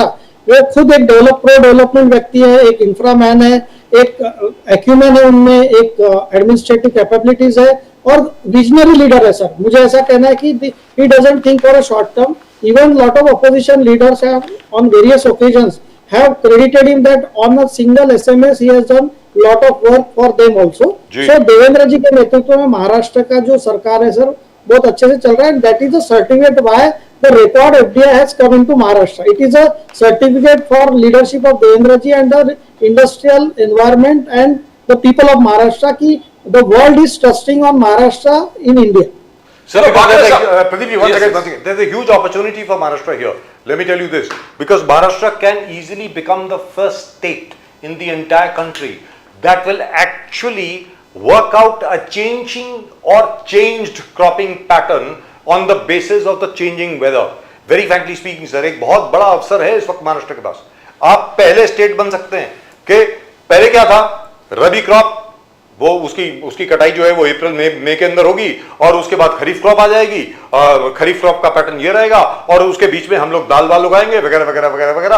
और कपास किस तरीके से उगती है आपको मालूम है सर, विदर्भ में क्या हो रहा है इस वक्त, मुझे आपको बताने की जरूरत नहीं है। मेरा ये कहना है सर कि changing weather patterns, changing soil fertility और the commercial viability of crops, उसको लेकर के you have to take some very radical decision sir, otherwise we are looking at disaster. Bakre साहब सर आप देखिए government is considering all the aspects and required production of food grains हो रहा है and at the same time government is also giving its attention on the MSP which is available to the farmers. So मैं ऐसा कहना चाहूंगा it is a work in progress. हम लोग agriculture में काफी चीजें और करनी है और मोदी साहब के नेतृत्व में और देवेंद्र जी के नेतृत्व में definitely we will try that the Maharashtra will be the first state to adopt to this changing environment which is now become a regular practice. ऐसा नहीं है कि एक साल के लिए हो रहा है, it has become a regular practice कि विंटर्स में रेन्स आ रहे हैं या समर्स में रेन्स आ रहे हैं और रेनी सीजन में डिफरेंट वेदर हो रहा है। So we are seized with the matter and definitely Maharashtra will be the first state to adopt all these things. Bakre Sahab, again I come to the same thing I put to Khaire Sahab. The whole world talks about the fourth greatest economy, but the Congress and the opposition is pointing fingers. Bar Praveen Mittal family suicide, the whole family committed suicide because of financial distress. And Congress लगातार उसको point out कर रही है। ये हालत सिर्फ वो हरियाणा वाला पंचकुला मैटर है, पूरे देश में ये चल रहा है और आंकड़े भी दिया करीबन 70,000 deaths are because of financial stress across the nation. Unemployment जैसे पर कैपिटल है, दो वक्त के मील नहीं मिल रहा है। These are the right indicators, they are trashing the whole thing that fourth biggest economy है, but these are the real indicators. Bakar साहब, how are you going to convince? Sir, let me be very clear that whatever death has happened is very unfortunate and it should not happen to anyone of our citizen. लेकिन मैं ऐसा कहना चाहूंगा कि comparing it with the fourth largest economy and linking that to suicide is not correct. Suicide is most unfortunate, but it is not anything related to the economic growth of the country. वो individual person का मुझे background नहीं पता, why he was in debt and how whether his business failed और क्या हुआ, so I would not like to comment on a unfortunate thing. लेकिन मैं कहना चाहूंगा सर, मेरे कांग्रेस के जो प्रवक्ता है और अभी मनसे के मेरे प्रवक्ता मित्र है, उन्होंने कहा कि जीडीपी का ग्रोथ हो रहा है लेकिन हमारे पर कैपिटा का इनकम अभी भी हम दुनिया के पीछे। तो मैं ऐसा कहना चाहूंगा क्या 2000 मोदी जी आने के बाद जीडीपी पर कैपिटा जीडीपी नीचे गया है क्या? भाई साहब, ये तो वहां से 2004 से तो कई गुना बढ़ गया है। तो मेरा ऐसा कहना है कि let us not search negativity in every positivity कि अरे हम $4 ट्रिलियन की इकोनॉमी हो गए, हाँ लेकिन भाई साहब अभी पर कैपिटा क्या हो गया, तो अरे पहले से तो ज्यादा ही हुआ है ना। And we are not saying that India is at par in per capita with Japan, Switzerland और यूएसए और China. We are saying that it's a work in progress. Viksit Bharat का मोटो इसीलिए है sir, we are not saying that we are already viksit, we are saying that we are on a journey to Viksit Bharat. जब 2047 में पूरा country develop होगा तो हमारा at per capita income होगा। We should understand that our population is one of the it is the highest in the world. उसके साथ हमारा जीडीपी $2 ट्रिलियन से 2004 से अगर 10 साल में हम डबल कर सकते हैं तो डेफिनेटली 2047 तक हम उसको कितने टाइम्स बढ़ाएंगे और उसके कारण कितने लोगों का पर कैपिटा जीडीपी बढ़ने वाला है मुझे पता है। आज आप देखिए इतनी ग्रोथ हो रही है, मैन्युफैक्चरिंग सेक्टर में इतनी ग्रोथ हो रही है। और सर आप जो बोल रहे हैं कि 2 वक्त की रोटी, sir our government is very conscious that जो लोग गरीबी रेखा के नीचे है उनको 80 करोड़ लोगों को तो अनाज मिल रहा है और 80 करोड़ लोग गरीब रेखा के नीचे नहीं है। मैं वो वापस रिपीट करना चाहूंगा कि ये जो 30 करोड़ लोग मल्टी डायमेंशन पॉवर्टी के नीचे आ चुके हैं, लेकिन एक बार के डिबेट में आपको मैंने बोला था कि कोई व्यक्ति अगर आईसीयू से आता है तो उसको इमीडिएटली डिस्चार्ज नहीं करते, आपको उसको पहले जनरल वार्ड में लाना पड़ता है। इसलिए 30 से 40 करोड़ लोगों को आज भी हम गरीब कल्याण के अंडर अनाज दे रहे हैं। So government of India is making sure that the country progresses in all fronts. जो राहुल गांधी की पार्टी थी जो मेक इन इंडिया का मजाक उड़ाती थी, आज उनको ही बोलना पड़ रहा है हाँ देश ने काफी अच्छी तरीके से डिफेंस में ये किया है। तो let us accept that India has grown in economic sphere, in military sphere, और ये तो बहुत खुशी की बात है, चौथी हमारी इकोनॉमी हुई। और मुझे तो मनसे के जो प्रवक्ता है उनको पूछना चाहूंगा कि अगर जापान कम ग्रो कर रहा है तो इसमें भारत की गलती है क्या भाई साहब? India is growing at 6.3%, that is in our hand. Japan 0.13 से ग्रो करे या 13% से करे, वहां की इकोनॉमी उनके गवर्नमेंट के हाथ में, उनके लोगों के हाथ में। So we can do what is in our hand and our government is doing best what is in hand. हम तो हमारी इकोनॉमिक कंट्री ग्रोथ को और बढ़ाना चाहते हैं। हम तो कह रहे हैं कि हम तीसरी वर्ल्ड की इकोनॉमी हो जाएंगे 2026-27 में। सो देश का हर एक नागरिक का जीडीपी में पार्टिसिपेशन हो, पर कैपिटा इनकम उसका रहे, इसलिए ये मोदी जी का इनिशिएटिव है। सर कांग्रेस ही अपनी तारीफ नहीं करते, बीजेपी वाले अपनी तारीफ नहीं करते, क्या करे sir? In terms of purchasing power parity, there is a term called PPP, purchasing power parity. By the way, in terms of purchasing power parity, which is measured in terms of how much can be bought with the money in a country's economy, India is the 3rd largest in the world. At the moment, in terms of purchasing power parity, we are behind the US and China. We are at number 3, sir. Please check it out. So India has not done very badly either. India has done very, very well, and for that we must thank all the prime ministers, right from Pandit Nehru up till today. अभी क्या है कि हमारे पास साधन ज्यादा अच्छे थे तो we have been able to open up, we still need to open up. And Sameer Bhakre साहब, you know exactly what I mean. All the bureaucrats, everybody has to buy into Mr. Modi's dream, but if they don't, well, it'll take us slightly longer. Gopal Tiwari ji, आप क्या कहेंगे इसके बारे में, specially Maharashtra के बारे में? महाराष्ट्र में कहीं पर सूखा है, कहीं पर बाढ़ आई हुई है। सर इसके बारे में आपको लगता नहीं कि एक प्रॉपर प्लानिंग होनी चाहिए, एक प्रॉपर प्लान होना चाहिए? सारे एग्रीकल्चरिस्ट को बुला करके, सब स्टेक होल्डर्स को बुला करके, ऑपोजिशन के लोगों को भी बुला करके सरकार की तरफ से एक बहुत अच्छी प्लान बननी चाहिए। मैं सिर्फ महाराष्ट्र की बात कर रहा हूँ, पूरे देश की बात नहीं कर रहा हूँ। गोपाल तिवारी जी आप बताएं प्लीज। सर ये एक्सपेक्टेशन उसी समय बताते हैं कि जब कुछ हम एक्सपेक्ट करते हैं वो हिसाब से कुछ होता है। और कोरोना रहा, ये अभी पहलगाम हमला, ये क्राइसिस रहा, जब जब भी अपोजिशन ने कुछ एक्सपेक्ट किया तो उस तरफ से सत्ता पक्ष की तरफ से भी कुछ रिस्पांस मिला नहीं ना, आपने देखा है। तो मतलब एक्सपेक्ट किससे करना और क्या करना? जब उस समय की सरकारें थी, जब शास्त्री जी और इंदिरा जी थे, राजीव जी थे, तब उन्होंने खुद अपोजिशन की मीटिंग अटेंड की थी। ये तो कचरा समझते हैं लोगों को, पार्टी जो है अपोजिशन को, वो they are not opposition, they are the second priority of the people. जनता की ये दूसरी जो है चॉइस है वो अपोजिशन है। मैं ये एक बात कहना चाहता हूँ, अभी हमारे मित्र चौथी इकोनॉमी के बहुत ढोल बजा रहे थे सर। आज पर कैपिटा इनकम के बारे में ये मैं बताना चाहता हूं कि आज 143 नंबर पे है भारत, और अमेरिका का जो पर कैपिटा इनकम है 75,89,000 है, और जर्मनी का 47,61,920 है, चीन का है 11,65,1993, जापान 28,92,000, और भारत का दर डोई उत्पन्न है 2,45,293 रुपए। सर ये कितना फर्क है देख लीजिए। और आपको एक बताना चाहता हूं, 2014 के समय हमारा जो वर्ल्ड बैंक का जो डेब्ट था देश के ऊपर वो था 55 लाख, आज 2 करोड़ चौगुना 4.5 बढ़ गया।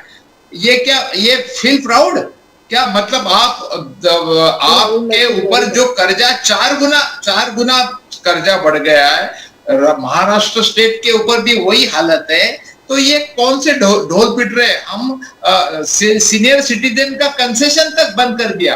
जो सीनियर सिटीजन थे रिटायरमेंट के बाद तीर्थ यात्रा जाते थे, सब जगह जाते थे, और वही मतलब ज्यादा तो मैक्सिमम वो सीनियर सिटीजन ऐसे ही तीर्थ यात्रा जाते थे, वो भी बंद कर दिया आपने। गैस की सब्सिडी बंद कर दी। जब उस समय क्रूड ऑयल हमने $135 से परचेस करके 70 रुपए रेट से पेट्रोल दिया है लोगों को, जनता को 2004 में 14 तक दिया था।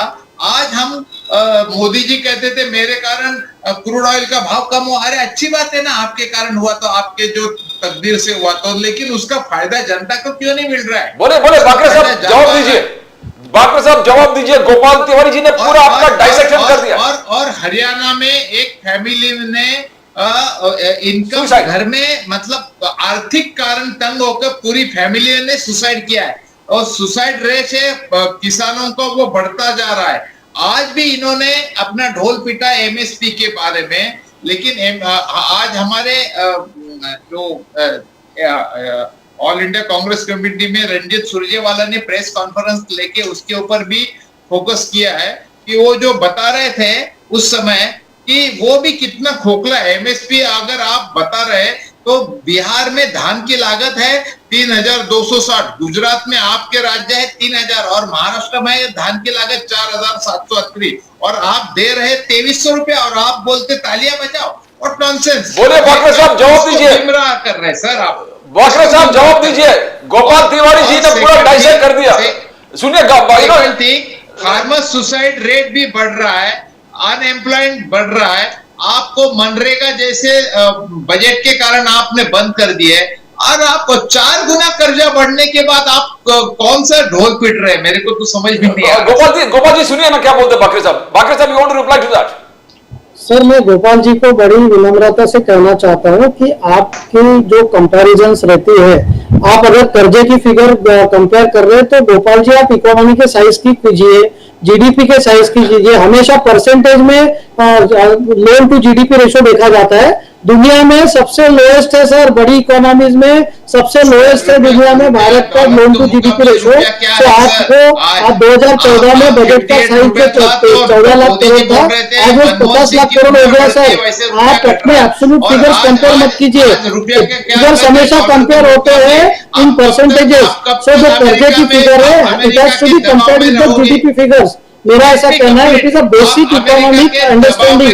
और आपने अगर 2014 के फिगर्स कंपेयर किए 2004 से 14 में इन्फ्लेशन आपका कितना रेट में था, और आज हमारा इन्फ्लेशन कितने में है? In spite of the global challenges, in spite of the Wars, in spite of the Covid situation, हमारा इन्फ्लेशन रेट सबसे कम है।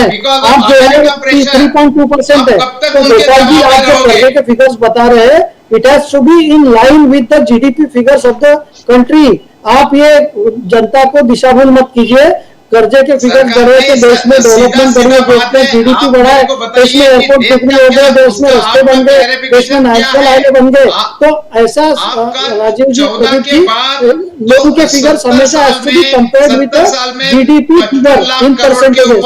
और आप देखिए सबसे परसेंटेज कम दुनिया में हिंदुस्तान का। 10 साल में कैसे बन गया? 4 गुना कैसे डेट बढ़ बढ़ गया अरे उसका। क्या उस गोपाल जी, सरकार लेके चले आप जीडीपी टू लोन का रेशो आप गूगल करके देख लीजिए, आप गूगल करके देख लीजिए, अभी देख लीजिए, सुब्रमण्यम आप अभी देख लीजिए गोपाल जी, आपको मैं आपको अभी बोलता हूँ कि आप अभी देख लीजिए जीडीपी टू लोन का रेशो जो है दुनिया में कितना रेशो है। यूएस इकोनॉमी का 36 ट्रिलियन का डेट है, चाइना भी जीडीपी के ऊपर है, इंडिया का जीडीपी के नीचे डेट है। तो कैसी आप मतलब बेसिक इकोनॉमिक चीजें कांग्रेस पार्टी को समझनी पड़ेगी। और राहुल गांधी जिस तरीके से इकोनॉमिक समझते हैं आप उस तरीके से मत समझिए। Economics is a deeper subject and it has to be understood in a proper manner. आप चिदम्बरम साहब से ये पूछ लीजिए, योगेश खैरे आप साहब, चिदम्बरम साहब से पूछ लीजिए। योगेश खैरे साहब, राज ठाकरे साहब ने जब राज ठाकरे इतना 4 गुना कर्जा क्यों खैरे बढ़ा साहब, बताइए अरे ना। परसेंटेज देखिए 4 गुना गोपाल कर्जा जी, बढ़ने की क्या जरूरत है भारत के ऊपर? अरे आप परसेंटेज भारत के देखिए ना ऊपर 4 जीडीपी गुना कर्जा को बढ़ने की जरूरत क्या है बताइए आप। मैं खैरे साहब के पास जब उस समय एनपीए का 3.5 लाख करोड़ था, एनपीए का जो है 16 लाख करोड़ गया, 14 लाख करोड़ गोपाल जी 2008 से 13 के बीच में आपकी सरकार ने जो फोन बैंकिंग किया था उसके कारण बैंकिंग क्राइसिस हुआ। 2014 में मोदी साहब ने डीलिंग चालू किया, आपके रघुराम में राजन जी का ऑन रिकॉर्ड बयान है कि सरकार ने सबसे ज्यादा कर्जे डिस्बर्स हुए और एनपीए हुए। आपने लोगों को अनडिजर्विंग लोगों को कॉर्पोरेट्स को कर्जे दिए। Phone banking was the famous thing. Delhi में कोई फोन आता था वो बैंक वाला कर्जे बांटता था, वो मोदी साहब ने बंद किया। और 2014 से एनपी दिखे थे कि हमने ऑन रिकॉर्ड इंटरव्यू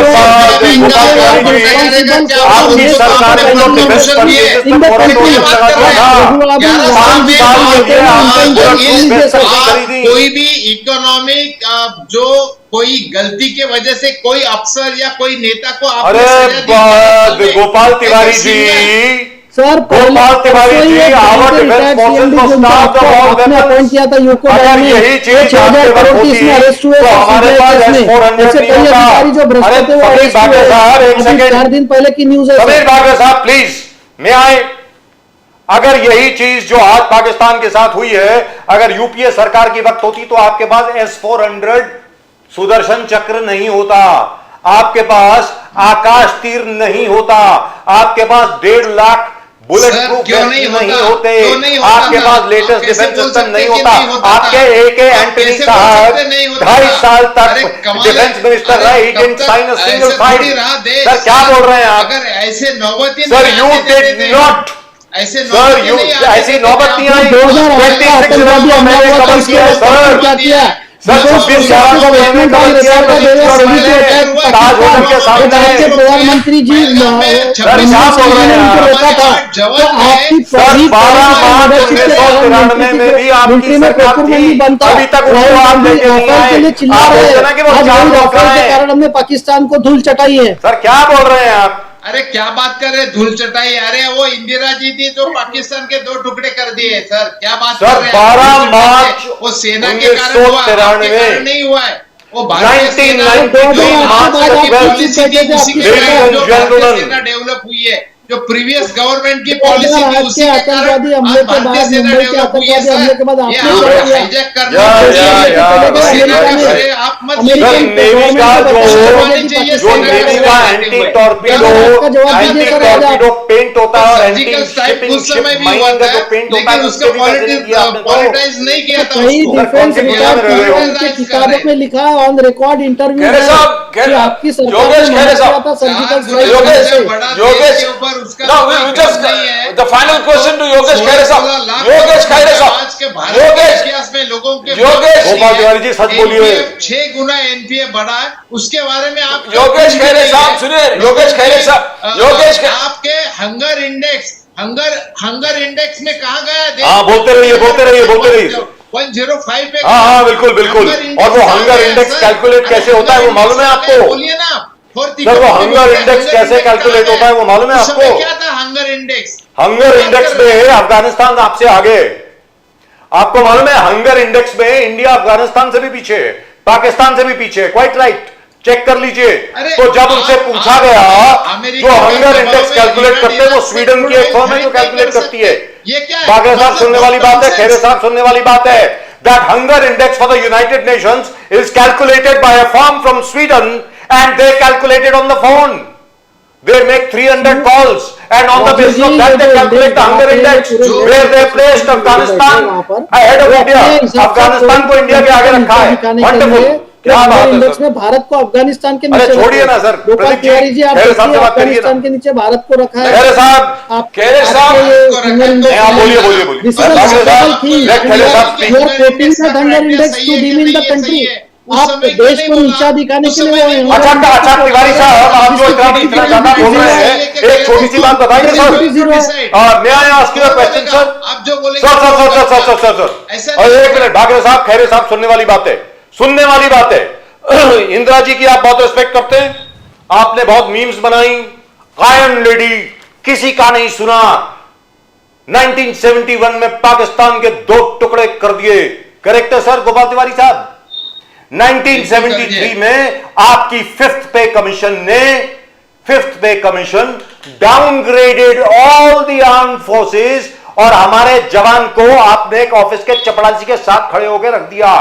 आपने OROP, 1 रैंक 1 पेंशन जो मिलता था इंडियन आर्म फोर्सेस को, आपकी फिफ्थ पे कमीशन 1973 में उसको आपने कैंसिल किया. सर, ये आपने इनाम दिया आर्म फोर्सेस को पाकिस्तान के 2 टुकड़े करने का. ये आपने इनाम दिया पाकिस्तान के 2 टुकड़े करने का.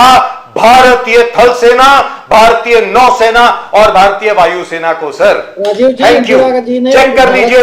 If I am wrong, send me to jail. I am willing right now. उजागर हुए रिसेंटली.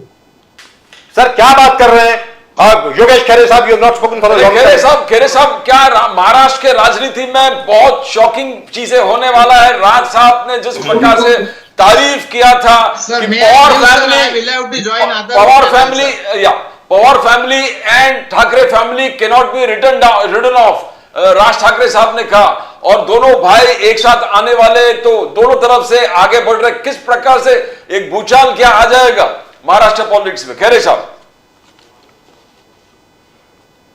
अरे अभी तो ये दो हमारे और शिवसेना यूबीटी में ऐसी कोई भी संवाद की प्रक्रिया शुरू नहीं है. जो राज ठाकरे साहब ने कहा था वो अलग संदर्भ में कहा था, जो लेकिन अगर ऐसी कोई जुड़ने की बात होगी तो उसका निर्णय राज ठाकरे साहब करेंगे.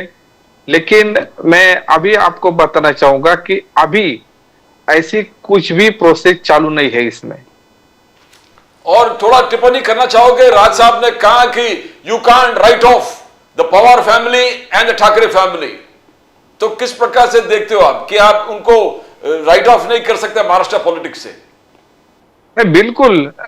जो ठाकरे फैमिली है, ठाकरे ब्रांड है, जो पवार फैमिली है, पवार ब्रांड है.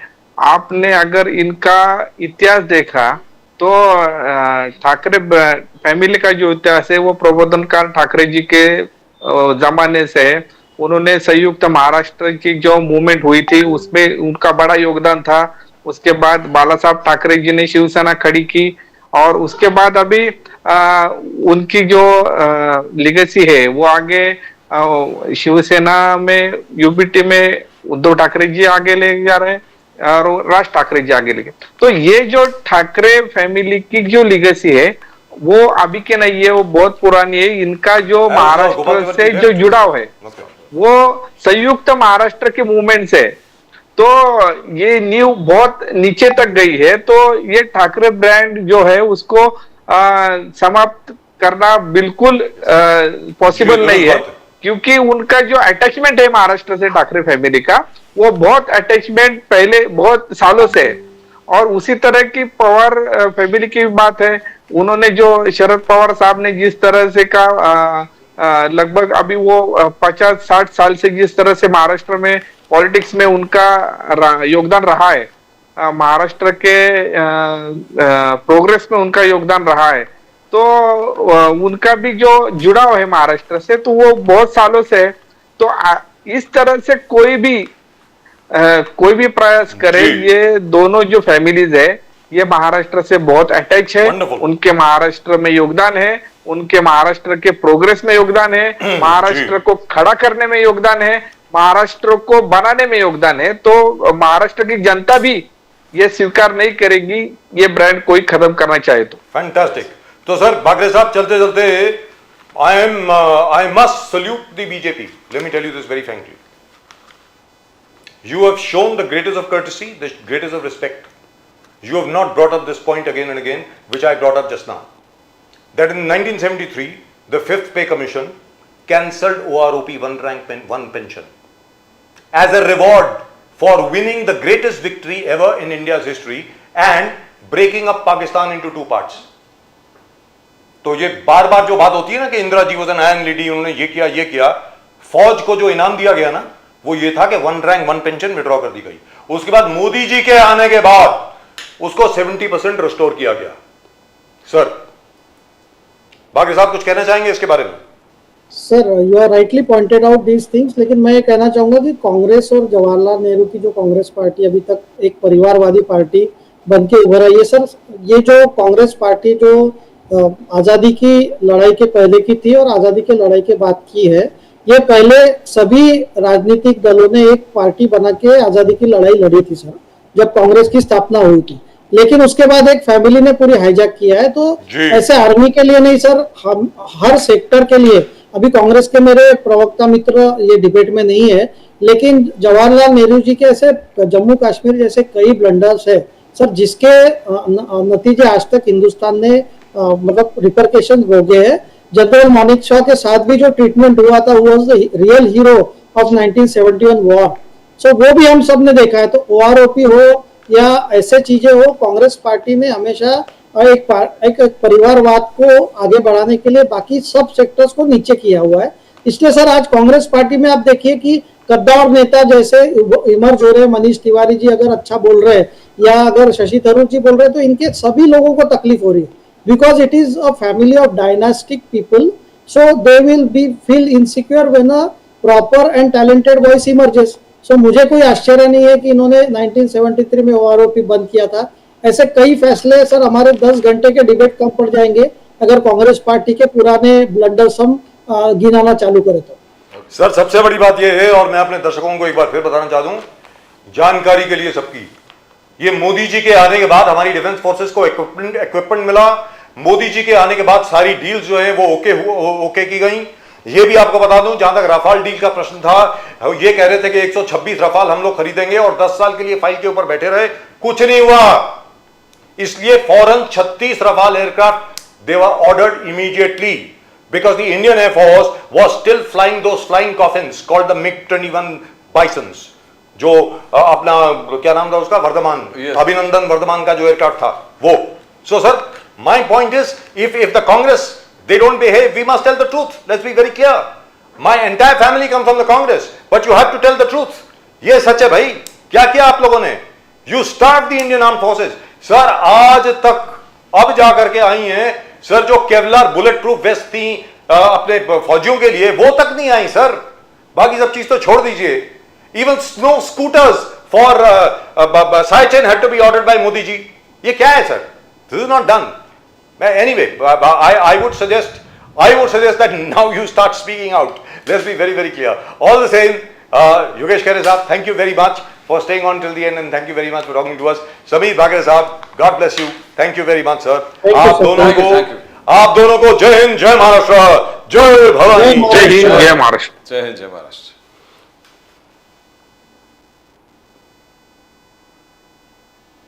Well, you know what happens? Mr. Gopal Tiwari just goes on and on and on and on and on. He refuses to listen. I mean, come on. It says Maharashtra may, not Maharashtra may. By the way, it should be Maharashtra may. Maharashtra may become first state to work on this. That's right. That's right. Thank you very much for correcting that. But all I'm saying is, at the end of the day, it's all right for these guys to celebrate Mrs. Gandhi.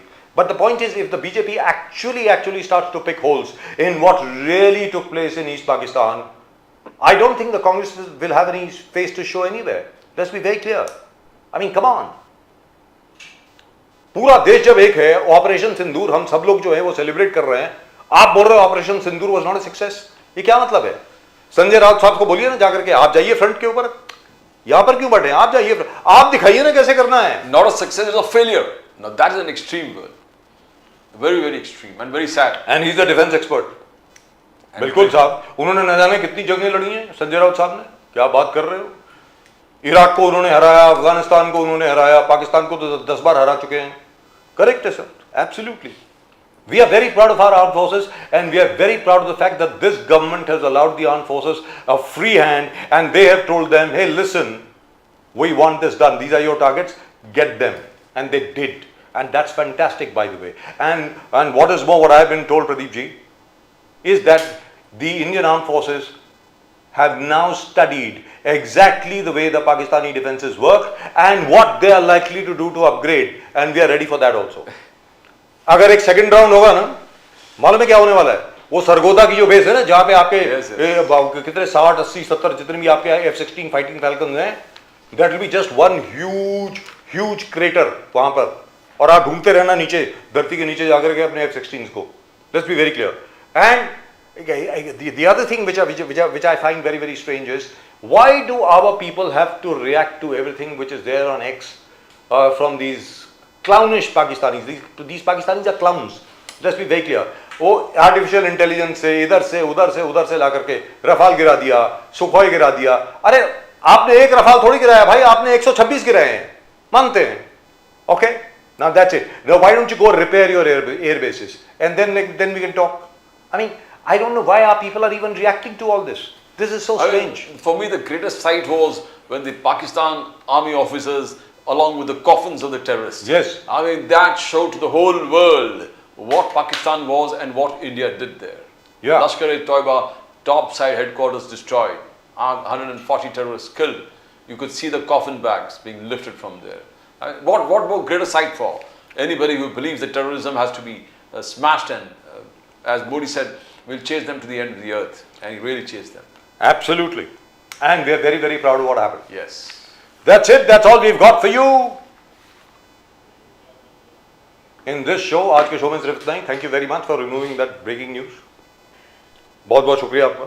लेकिन सबसे बड़ी breaking news ये है कि वो भाई साहब Azerbaijan में जाकर के, ये जो क्या नाम है इनका, शहबाज शरीफ साहब, और has that mister field marshal also gone with him? Mister field marshal साहब जो हैं, he is actually a field marshal. उन्होंने खुद एडमिट किया कि भाई देखो जी, हमारी जो ऐसी तैसी करती हिंदुस्तान ने ब्रह्मोस भेज दिया, रावलपिंडी HQ के पास, हेडक्वार्टर्स के पास ये हो गया. अरे भाई, रावलपिंडी HQ के पास आपका जो क्रिकेट स्टेडियम है वहां पे गिराया गया, और वो आपको बताने के लिए गिराया गया कि अगर आप बाज नहीं आए तो अगला आपके हेडक्वार्टर्स पे गिरेगा. सीधी बात है.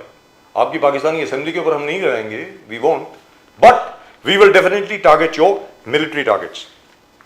Let's be very, very clear. और दूसरी चीज क्या है Pradeep ji, we really have to take a very close look. I think we shall discuss that tomorrow at our armour. हमारे पास T-72 और T-90 हैं सर, और T-72 और T-90 जो हैं वो यूक्रेनियंस ने उनकी ऐसी तैसी कर दी सर, यूक्रेन रशिया की वॉर में. हमारे पास ज़्यादातर T-72 और T-90 ही हैं, इनके रशियन मेड. और वो जो उनका जैवलिन एंटी टैंक मिसाइल है ना सर, वो पाकिस्तान के पास है bye the way. That has been very effective in destroying these tanks. So we'll have to have an answer for that. If we don't, suppose it comes to a ground war, we'll really be in trouble. I hope it doesn't come to that. I hope these guys have actually found a solution to that. But what kind of solution would they have found? I don't know, very frankly speaking, because there are some anti-tank measures which have been placed on all the tanks, but I doubt it very much if we will be able to do it. तीसरी चीज क्या है प्रदीप जी? We cannot depend on Russia. Why we can't depend on Russia? I'll just give you a small hint. At the moment, Vladimir Putin is very, very much dependent on Xi Jinping, on the Chinese. Let's be very clear. The Russians will go along with us as long as they can go along with us. हम लोगों ने उनको बोला कि यार वो जो F-6 का जो इंजन है वो बेचना बंद कर दो ना. क्यों बेच रहे हो पाकिस्तानियों को? What was the answer that Vladimir Putin's people gave us? We are selling it to the Chinese. The Chinese are giving it to the Pakistanis. Now, the point is, as they say in international relations, there are no friends, only allies, only interests. That's it. And Russia, after, it's not able to stop this war. It has not been able to show the superiority. It In has Ukraine. not been able to stop it. No. Nothing has happened. I mean, it's been engulfed into a war, and probably the basic infrastructure of defense there is no longer there. I don't think.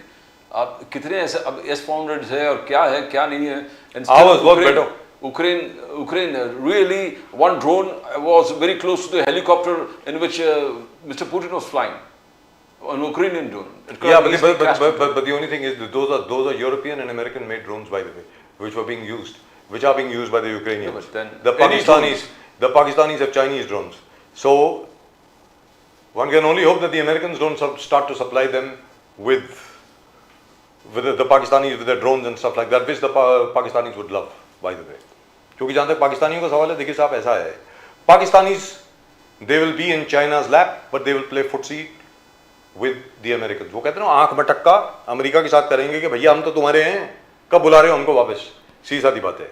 लेकिन they owe the Chinese everything. Now we've got to be very very careful here, Pradeep ji. तो जो इतनी देर लगाई हम लोगों ने 22 अप्रैल के बाद तकरीबन 15 दिन लगाए हम लोगों ने पाकिस्तान के ऊपर अटैक करने के लिए. That was very well done, and I was saying right from day one, don't hurry, just be decisive. जो भी टाइम लगता है आप लीजिए और डिसाइसिवली अटैक कीजिए. अभी भी जो कह रहे हैं ना operation Sindoor is still on etcetera etcetera, वो तो ठीक है, but our planning and strategy has to change now because we can't do more of the same thing. Pradeep ji, जो अभी हम लोगों ने किया ना, ब्रह्मोस छोड़ दिया, आकाश तीर्थ छोड़ दिया, बाकी सब छोड़ दिया, अब वो नहीं चलेगा. They will be ready for it. Of course, they will not be able to stop it. Not so far anyway. But BrahMos, it travels at almost 3 Mach, that is 3 times the speed of sound. It is the fastest cruise missile in the world at the moment. Nobody can stop it. But you never know. All I'm saying is, we have to be very, very, very, very careful. Which means, you have to give a huge budget to DRDO, whatever they want, and you have to give a huge budget to ISRO. You have to map out the entire territory of Pakistan, that you should be able to see even the license plates on the cars which are moving in Karachi and in Islamabad. But that is what the army chief, in fact, said, that the entire Pakistan is in our range. They are in our range. Very, very but we have to candid and bold statement. But we have to be very, very deadly accurate. They are in our range because Pakistan is a very narrow country. Bilkul. It's not And very, they are in the range and we are ready, as you said, to strike Yes. where it is required. But the best wars, the best victories are those where you don't even have to fight. Pradeep ji, where somebody else fights for you. Yes. I hope the Indian Armed Forces and the Indian political establishment is working on that strategy. असली रणनीति वो होगी कि आपके लिए कोई और लड़े और जो जीत आपको चाहिए कोई और आपको जितवा के दे. I hope that happens. In any event, that's it. That's all we've got for you in tonight's show. आज के शो में सिर्फ इतना ही. मैं उम्मीद करता हूँ कि आपको कुछ सीखने को मिला होगा, कोई नई जानकारी मिली होगी शायद हम लोगों के डिस्कशन से. और आप इस विषय के बारे में क्या समझते हैं अपने कमेंट जरूर भेजें और चैनल को सब्सक्राइब जरूर करें. अगर अभी तक नहीं किया है तो वो घंटी भी बज गई है. Please do subscribe to the channel. और यहाँ पर जैसा कि मैंने कहा आपको, हम लोग सच बोलते हैं भाई. किसी को बुरा लगे तो लगे, हो सकता है गोपाल तिवारी जी को बुरा लग गया हो, लेकिन इसमें कोई दो राय नहीं है. 1973 की 5th पे कमीशन में आपने 1 रैंक 1 पेंशन विड्रॉ किया. क्या इनाम दिया सर आपने? क्या इनाम दिया आपने हमारी आर्म्ड फोर्सेस को for the greatest victory ever where we split Pakistan into 2. उसके बाद it took Modi ji to come back and start working on giving OROP again. OROP पूरी तरह नहीं हुआ है सर अभी भी, लेकिन लोगों की, सिपाहियों की, हमारे जवानों की, हमारे अफसरों की पेंशन्स बढ़ी हैं, इसमें कोई दो राय नहीं है. And for that they have to thank Modi ji. That's it. That's all we've got for you in tonight's show from both Pradeep ji and myself. Namaskar. जय हिंद, जय महाराष्ट्र, जय भवानी, जय शिवाजी, वंदे मातरम. वंदे मातरम. भारत माता की जय. भारत माता की जय.